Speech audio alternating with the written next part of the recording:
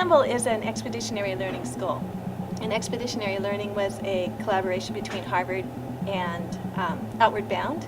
And having an expedition is just one aspect of that whole thing, but it's a pretty important aspect.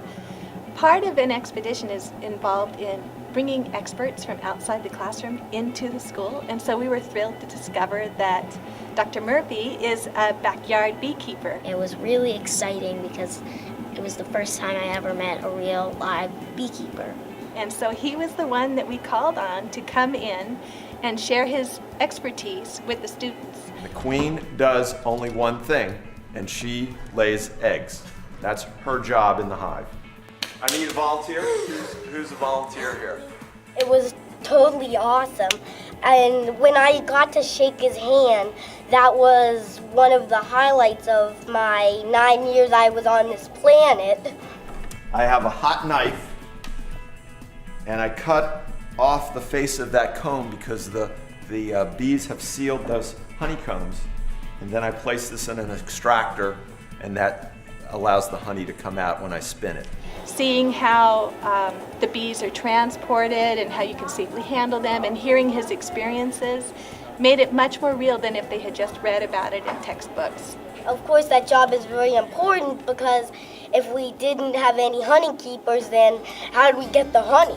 Well, the main parts are the abdomen, the thorax, and the head.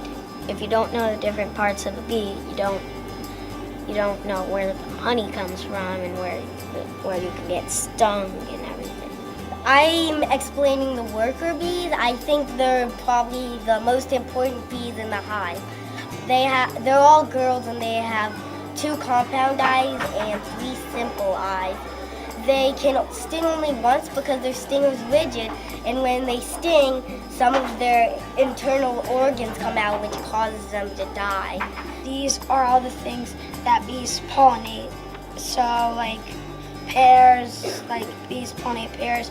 I've seen bees, when I go to an apple orchard, I've seen bees pollinate apples. A honeybee, when they get honey or they're going to get honey, they can fly up to 15 miles per hour. If the world didn't have bees, then a lot of foods that you eat today you won't be able to eat them.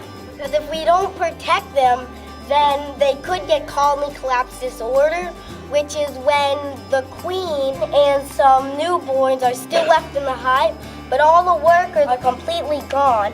And some of the reasons are viruses, unknown viruses, and even though it's hard to believe, some cell phone signals cause them to die. And we could use less pesticide on plants so they won't die much. Then we can plant some more bee-related plants, and so they can drink more nectar. So after they studied the anatomy of the bees and the society and the biology and had the expert come in and tell them about beekeeping, they came up with a plan to make cards that they could sell. So like we were supposed to write a poem about like a flower that we got. Yarrow, white, red, yellow, blooming in the sunshine. Bees are going to drink the nectar, springtime. You can see these look exactly the same with the poems and everything. So we basically just shrunk it and put it on a card. Most of the cards that we had printed have sold. We have a few left, and we will be buying native plants that next year's classes can study for their scientific drawings, and it's sort of a gift to the future classes, because next year third graders will study bees again, and they will have even more bee-friendly plants here on campus that they can study.